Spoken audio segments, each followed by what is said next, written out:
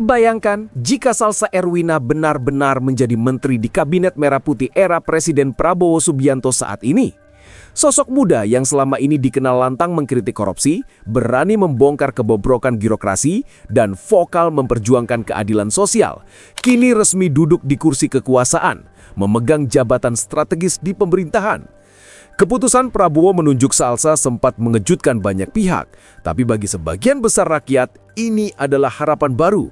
Saatnya generasi muda membersihkan warisan lama. Banyak partai menjadikan artis-artis sebagai potensial kandidat untuk di parlemen karena pertama mereka memang sudah punya base, sudah ada popularitasnya di masyarakat. Jadi ongkosnya buat mereka itu jauh lebih kecil, walaupun mereka mungkin nggak punya kapabilitas untuk membuat kebijakan kalau nggak sesuai dengan pengalaman kerja mereka.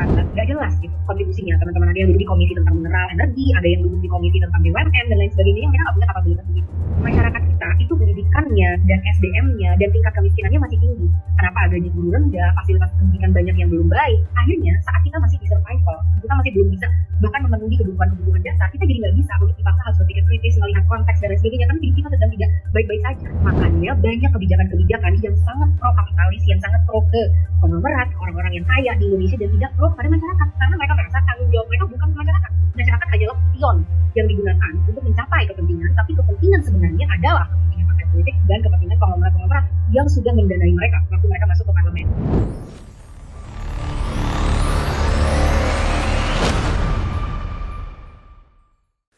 Kabar itu akhirnya menjadi kenyataan. Salsa Erwina resmi dilantik sebagai menteri di Kabinet Merah Putih era Presiden Prabowo Subianto. Sosok muda yang sebelumnya dikenal sebagai aktivis anti korupsi dan penggerak reformasi birokrasi ini kini duduk sejajar dengan para pejabat senior negara. Keputusan Prabowo mengangkatnya sempat menuai pro dan kontra. Namun hari ini di Istana Negara semua mata tertuju padanya. Langit siang itu tampak cerah, suasana istana hening dan khidmat.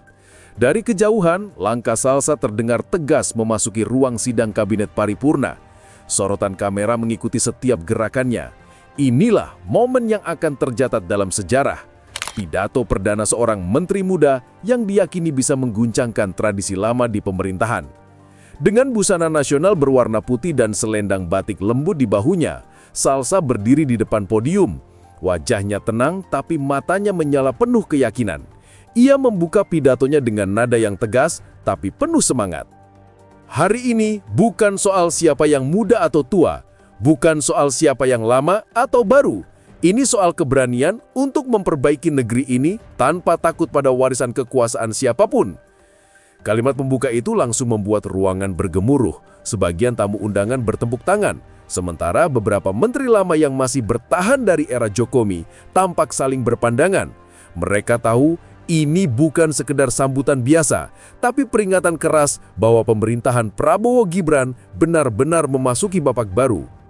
Salsa melanjutkan dengan suara yang lebih lantang, menyoroti berbagai persoalan bangsa yang selama ini tertutup rapi di balik meja birokrasi. Ia berbicara tentang transparansi anggaran, pembenahan BUMN, digitalisasi pemerintahan, hingga keberanian menindak praktik nepotisme dan korupsi di dalam kabinet sendiri. Kita tidak bisa membangun masa depan dengan mental masa lalu. Negeri ini tidak akan maju kalau masih dikendalikan oleh kepentingan segelintir orang yang takut kehilangan pengaruhnya. Saya tidak datang untuk menjaga status quo, saya datang untuk mengguncangnya. Ucapan itu disambut tepuk tangan panjang. Kamera menyorot Presiden Prabowo Subianto yang tersenyum lebar, menatap bangga ke arah podium.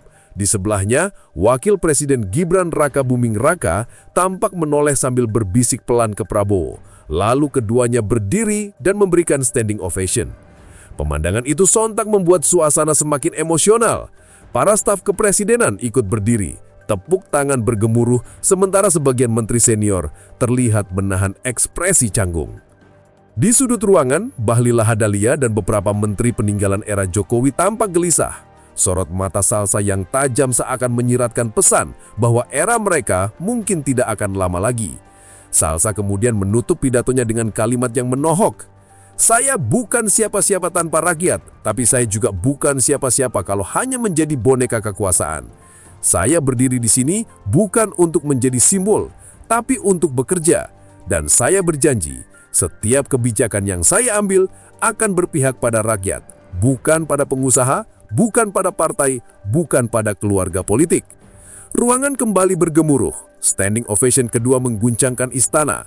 Prabowo bangkit dari kursinya, menghampiri Salsa dan menjabat tangannya erat di depan seluruh pejabat tinggi negara.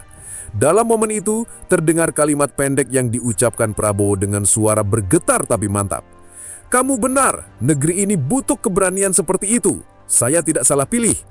Tepuk tangan kembali pecah dan kamera televisi nasional menangkap wajah Salsa yang menunduk hormat, simbol kerendahan hati di tengah gemuruh apresiasi.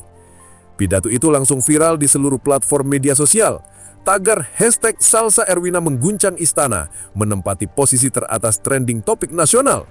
Banyak warganet memuji keberanian Salsa sebagai angin segar di tengah politik lama. Sementara sejumlah analis menilai inilah sinyal paling jelas bahwa Prabowo mulai menata ulang kabinet merah putih dengan orang-orang bersih dan progresif.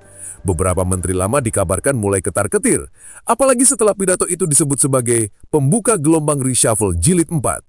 Media menyoroti bagaimana Prabowo dan Gibran tampak kompak dan puas melihat gebrakan Salsa, seolah menegaskan bahwa keberanian generasi muda kini mendapat tempat terhormat di pemerintahan.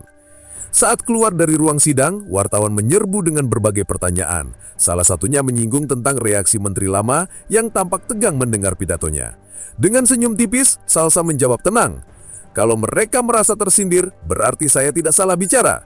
Dan kalimat itu sekali lagi menjadi kutipan viral yang memperkuat citranya sebagai menteri muda paling berani di era Prabowo Gibran.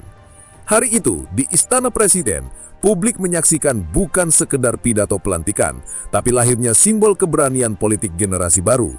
Dalam sorotan kamera yang menutup acara, terlihat jelas Prabowo dan Gibran berdiri berdampingan, memberikan tepuk tangan panjang untuk Salsa Erwina.